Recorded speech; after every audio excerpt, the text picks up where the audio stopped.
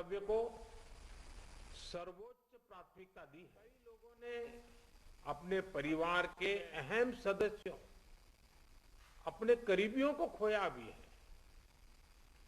इस मुश्किल के बीच आपने अपने कर्तव्य को सर्वोच्च प्राथमिकता दी है। अभी आपसे मैं कई साथियों से अपने अनुभव सुनने का मुझे अवसर मिला। वैसे मेरे सामने काफी लोग हैं, लेकिन हर एक को तो संभव नहीं हुआ है। लेकिन हर एक के पास कुछ न कुछ नया था, कुछ न कुछ इनोवेटिव था और अपने तरीके से रास्ते खोजे थे। और सफलता के लिए यही सबसे बड़ा काम का होता है कि आप मूलभूत विचार को कितना लोकलाइज बना करके सेट करके उसका उपयोग करते हैं। कई अच्छे इनोवेटिव प्रयास है। जिन लोगों का आज बात करने का मौका नहीं मिला है, उनके पास भी बहुत कुछ होगा। मेरा आप सबसे आग्रह है कि आप बिना संकोच, आपको लगता है कि जो चीज आपने अच्छी की है, अच्छे ढंग से की है, वो मुझे जरूर भेजिए, लिख करके मेरे तक पहुंचाइए और मैं इसका अन्य जिलों में उपयोग कैसे हो इसकी जरूर चिंता करूंगा। क्योंकि आपकी मेहनत, आपके इनोवेशंस ये देश के भी काम आने चाहिए। और मुझे विश्वास है आज जितनी बातें मेरे सामने आई, ऐसी बहुत सी बातें हैं जो हमें काम आएगी। और इसलिए मैं आपसे इंतजार करूंगा कि आप अपनी कुछ चीजें जरूर मेरे से शेयर करिए। आपके हर प्रयास की मैं भूरी भूरी प्रशंसा करता हूं, सराहना करता हूं। साथियों, हमारे देश में जितने जिले हैं उतनी ही अलग अलग चुनौतियां भी हैं। एक तरह से हर जिले के अपने अलग चैलेंजेस हैं।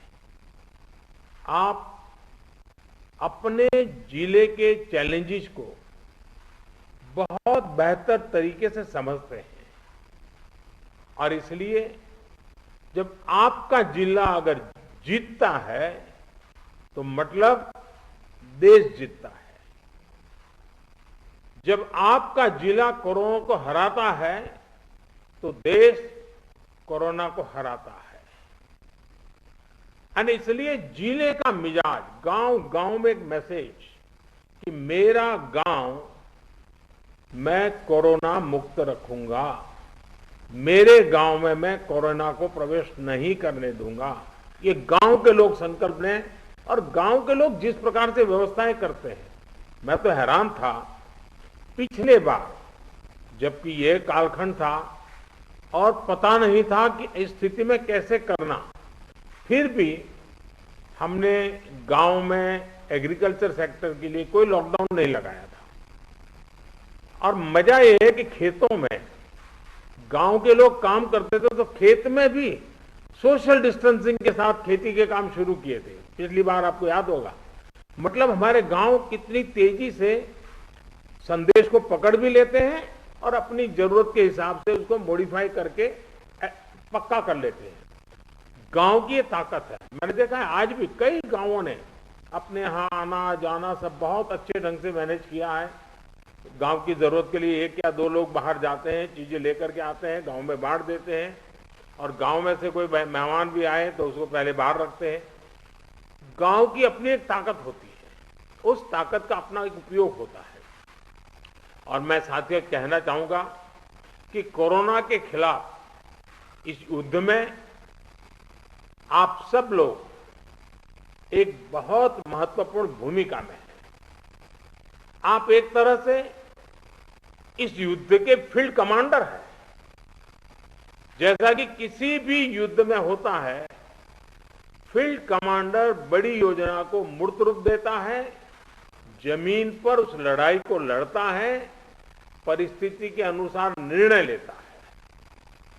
आप सब भारत की इस लड़ाई के महत्वपूर्ण फील्ड कमांडर्स के रूप में आज नेतृत्व संभाल रहे हैं।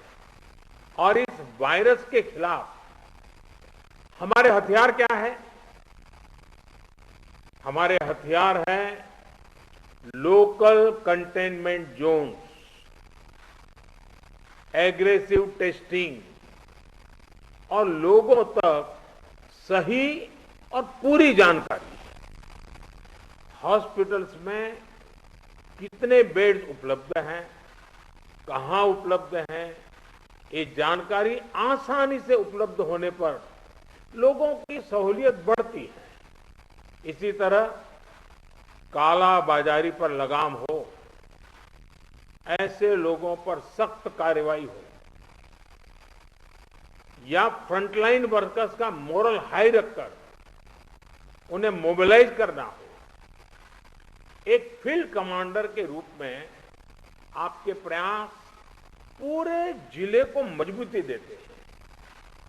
फ्रंटलाइन वर्कर्स को आपके कंडक्ट और एक्शन से हमेशा प्रेरणा मिलती है, उनका भरोसा और बढ़ता है।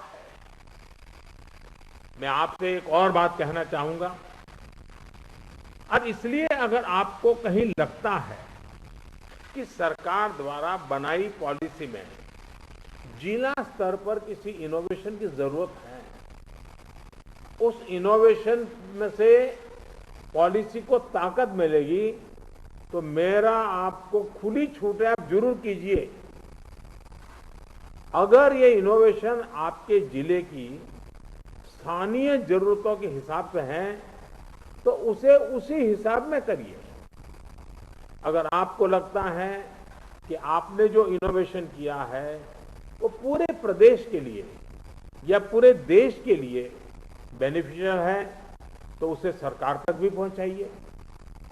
अगर आपको अपने अनुभवों से तेजी से बदलती परिस्थितियों के हिसाब से पॉलिसीज में किसी सुधार की जरूरत लगती है, तो उसका भी फीडबैक जरूर पहुंचाइए, बिना संकोच पहुंचाइए। क्योंकि ये लड़ाई ऐसी है कि हम सब मिलकर के सोचेंगे, सब मिलकर के नई नई चीजें ले आएंगे, तब जाकर के हम कर पाएंगे। साथियों, आपके जिले की सफलता बाकी जिलों के लिए एक उदाहरण बन सकती है, उनकी भी मदद कर सकती है। कोरोना से निपटने के लिए जो भी बेस्ट प्रैक्टिसेस हैं, उनको भी हमें एडॉप्ट करते चलना है।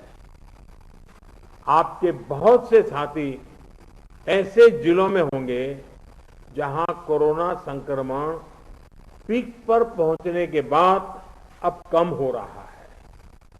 उनके अनुभवों से सीखकर आप अपने जिलों में अपनी रणनीति को और मजबूत करते रहेंगे तो कोरोना के खिलाफ लड़ाई और आसान होगी। साथियों, इस समय कई राज्यों में कोरोना संक्रमण के आंकड़े कम हो रहे हैं, कई राज्यों में बढ़ भी रहे हैं। कम होते आंकड़ों के बीच हमें ज्यादा सतर्क रहने की जरूरत है। बीते एक साल में करीब करीब हर मीटिंग में मेरा यही आग्रह रहा है कि हमारी लड़ाई एक जीवन बचाने की है, एक एक जीवन बचाने की है। हमारी जिम्मेदारी संक्रमण को फैलने से रोकने की भी है, और ये तभी संभव है जब हमें संक्रमण की स्केल की सही जानकारी होगी। टेस्टिंग, ट्रैकिंग, आइसोलेशन, ट्रीटमेंट और कोविड एप्रोप्रिएट बिहेवियर, इस पर लगातार बल देने रहना जरूरी है। कोरोना की इस दूसरी वेव में अभी ग्रामीण और दुर्गम क्षेत्रों में हमें बहुत ध्यान देना है। इसमें फील्ड में बिताया हुआ आप सभी का अनुभव और आपकी कुशलता ये बहुत काम आने वाली है। हमें गांव-गांव में जागरूकता भी बढ़ानी है और उन्हें कोविड के इलाज की सुविधाओं से भी जोड़ना है। बढ़ते हुए केसों के और संसाधनों की सीमाओं के बीच लोगों की अपेक्षाओं को उचित समाधान देना हमारी सबसे बड़ी प्राथमिकता है। सारी चुनौतियों के बीच समाज के सबसे निचले छोर पर खड़े व्यक्ति का चेहरा ध्यान में रखते हुए हमें काम करना है। उसका कष्ट दूर हो, उसको मदद मिले, हमें ऐसी व्यवस्थाओं को और मजबूत करना है। इस बहुत बड़े वर्ग तक जब प्रशासन का एक भी व्यक्ति पहुंचता है तो या उससे संपर्क करता है, उसकी बात सुनता है, तो उससे बहुत बड़ा विश्वास जगता है। बीमारी से लड़ने की उसकी ताकत कई गुना बढ़ जाती है। जैसे हम देखते हैं, जब होम आइसोलेशन में रह रहे परिवार के पास प्रशासन के लोग ऑक्सीमीटर लेकर जाते हैं, दवाएं लेकर जाते हैं, तो उसकी खोज खबर लेते हैं, तो उस परिवार को संबल मिलता है कि हम अकेले नहीं हैं। साथियों, कोविड के अलावा आपको अपने जिले के हर एक नागरिक की ईज ऑफ लिविंग का भी ध्यान रखना है। हमें संक्रमण को भी रोकना है और दैनिक जीवन से जुड़ी जरूरी सप्लाई को भी बेरोक टोक चलाना है। इसलिए स्थानीय स्तर पर कंटेनमेंट के लिए जो भी गाइडलाइंस जारी की गई है, उनका पालन कराते समय इस पर भी गौर करना है कि गरीब को परेशानी कम से कम हो, किसी भी नागरिक को परेशानी ना हो। साथियों, पीएम केयर्स के माध्यम से देश के हर जिले के अस्पतालों में ऑक्सीजन प्लांट लगाने पर तेजी से काम किया जा रहा है। कई अस्पतालों में ये प्लांट काम करना शुरू भी कर, जैसे अभी चंडीगढ़ का हमने सुना, कितना बेनिफिट हुआ उनको। और इसलिए आपसे मेरा आग्रह है कि जिस भी जिलों को ये प्लांट अलॉट होने वाले हैं, वहां हर जरूरी तैयारी पहले से पूरी होने पर ऑक्सीजन प्लांट और तेजी से सेटअप हो जाएंगे। अस्पतालों में ऑक्सीजन मॉनिटरिंग कमेटी जितना सही काम करेगी, उतना ही ऑक्सीजन का सही इस्तेमाल हो पाएगा। साथियों, टीकाकरण कोविड से लड़ाई का एक सशक्त माध्यम है। इसलिए इससे जुड़े हर भ्रम को हमें मिलकर के उसको निरस्त करना है। कोरोना के टीके की सप्लाई को बहुत बड़े स्तर पर बढ़ाने के निरंतर प्रयास किए जा रहे हैं।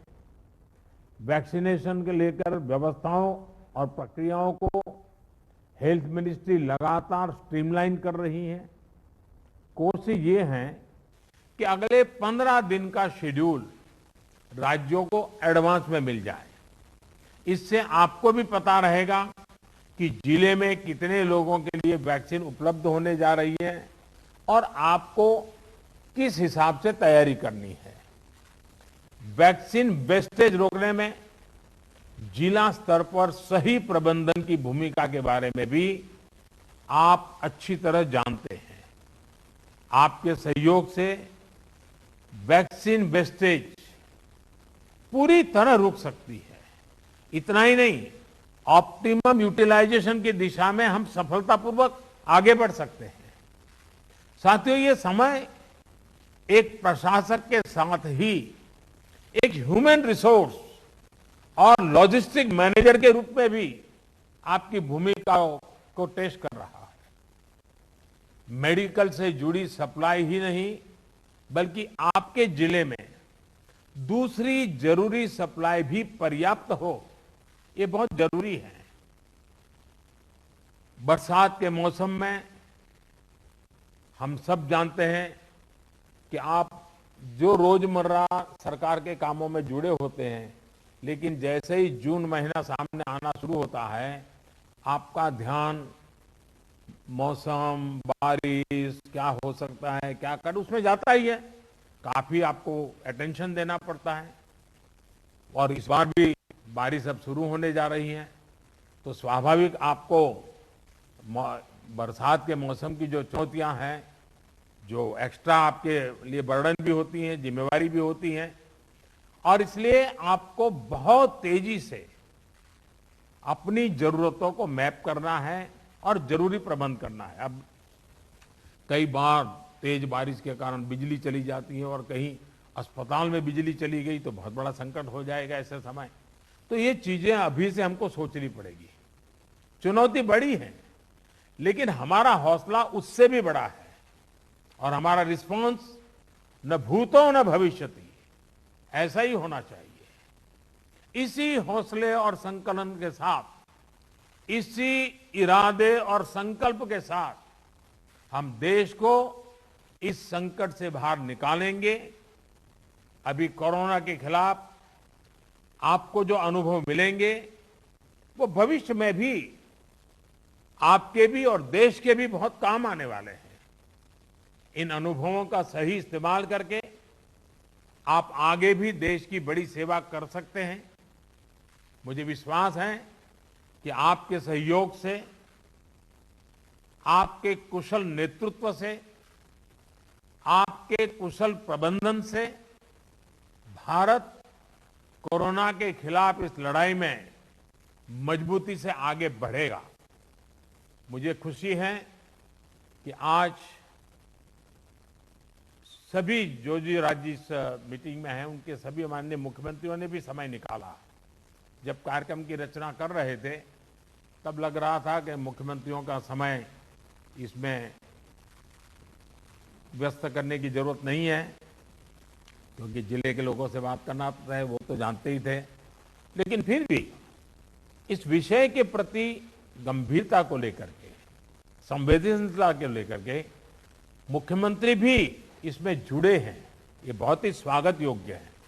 मैं सभी आदरणीय मुख्यमंत्रियों का भी हृदय से आभार व्यक्त करता हूं और मुख्यमंत्री जी के मार्गदर्शन में आपकी जिले की सारी टीमें एक विश्वास के साथ, संकल्प के साथ एक एक गांव को कोरोना से बचाना है, इस मंत्र को लेकर के आप आगे बढ़ें और तेजी से रिकवरी रेट बढ़े, तेजी से पॉजिटिव केसों की संख्या बढ़े, तेजी से टेस्ट ज्यादा हो। इन सभी बातों पर बल देते हुए हम सफलता की दिशा में एक भी प्रयास न छोड़े, एक भी प्रयोग न छोड़े। मुझे विश्वास है कि जो आपसे सुना है उसमें एक आत्मविश्वास भी है, अनुभव भी है, नए नए तौर तरीके भी हैं। ये सारी चीजें अपने आप में बहुत बड़ा विश्वास पैदा करती हैं।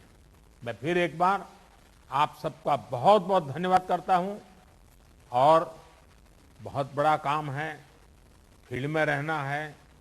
आपके स्वास्थ्य का भी जरूर ख्याल रखिए, अपने परिवारजनों के स्वास्थ्य का भी ख्याल रखिए और आप जिस क्षेत्र को संभाल रहे हैं वहां के एक एक नागरिक के स्वास्थ्य को बनाए रखने में आपका नेतृत्व काम आए, इसी अपेक्षा के साथ बहुत बहुत धन्यवाद, बहुत बहुत शुभकामनाएं।